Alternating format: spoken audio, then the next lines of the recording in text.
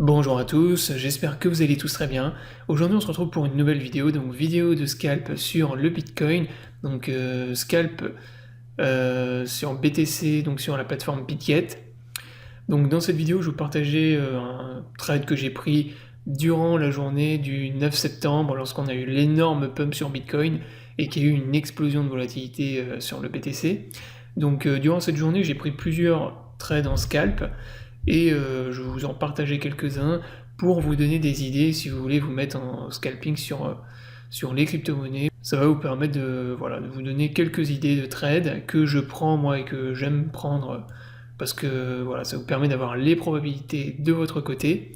Donc dans un premier temps, si vous n'êtes pas encore inscrit sur l'exchange Bitget, je vous invite à me rejoindre. Donc c'est sur cet exchange moi que je prends tous mes trades en scalping sur Bitcoin et sur les crypto-monnaies, donc trading avec effet de levier. Maintenant, moi je suis à 100% sur cet exchange.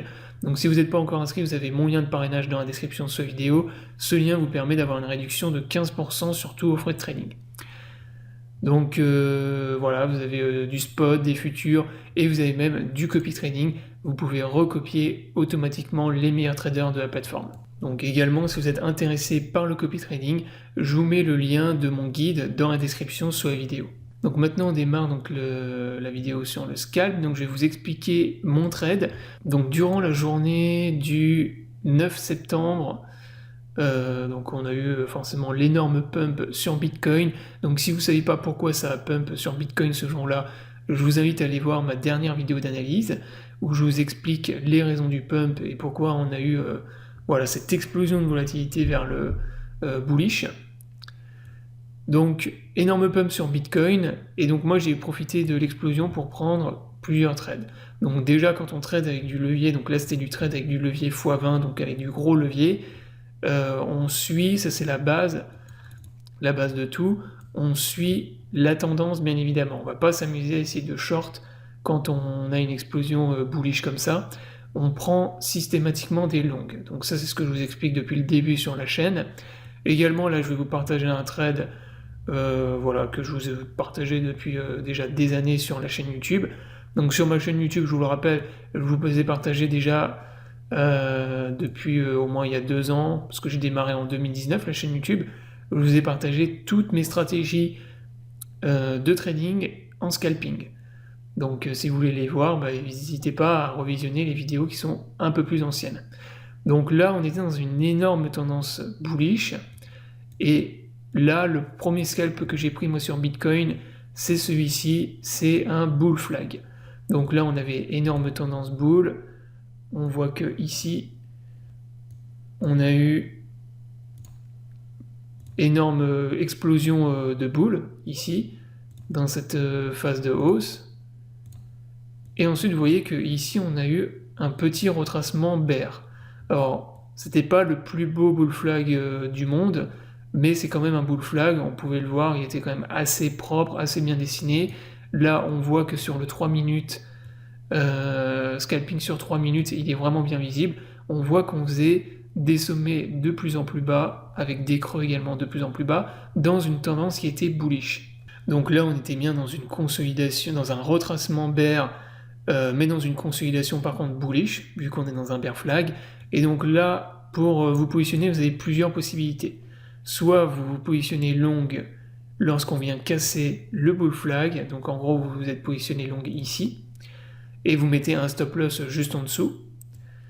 Ensuite, ou bien vous vous positionnez long à l'intérieur du bull flag, par exemple à l'intérieur ou au niveau de la zone de support. Moi par exemple j'avais long à l'intérieur du bull flag parce qu'on était vraiment ultra bull et les probabilités voilà, de valider le pattern étaient énormes. Et vous mettez ensuite un stop loss juste en dessous du dernier creux. Donc moi c'est ce que j'avais fait durant ce trade. Ensuite pour vos take profit, vous avez plusieurs possibilités. Donc moi j'ai pris un take profit qui était quand même très safe sur ce trade. J'ai TP en fait la question du bull flag, mais j'ai pas pris enfin on va dire la vraie target que j'aurais dû prendre. Là vous voyez qu'il y a eu un beau pump. Moi j'ai pris un TP voilà, assez safe. J'ai TP en prenant simplement l'amplitude du range. J'ai pris tout simplement l'amplitude du range ici, donc qui était à peu près de plus 0,63%. J'ai pris la cassure du pattern, je suis remonté à peu près à plus 0,63% et j'ai TP à peu près dans cette zone-là.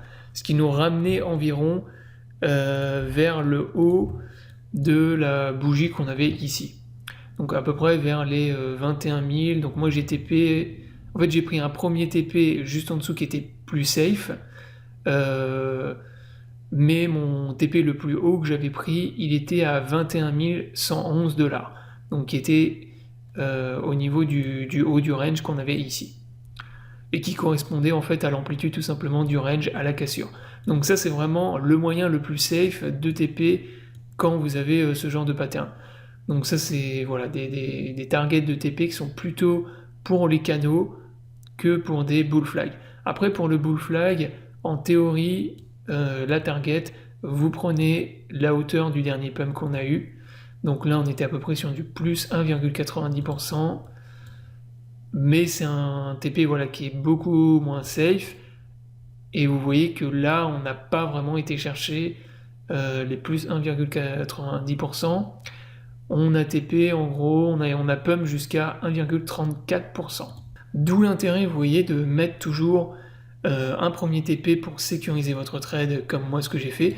Là, par exemple, ce que vous auriez pu faire, c'est mettre un premier TP là où moi j'avais mis mon dernier TP au niveau des 21 111 $, et ensuite viser, pour un deuxième TP, viser la vraie target du bull flag et viser beaucoup plus haut. Voilà.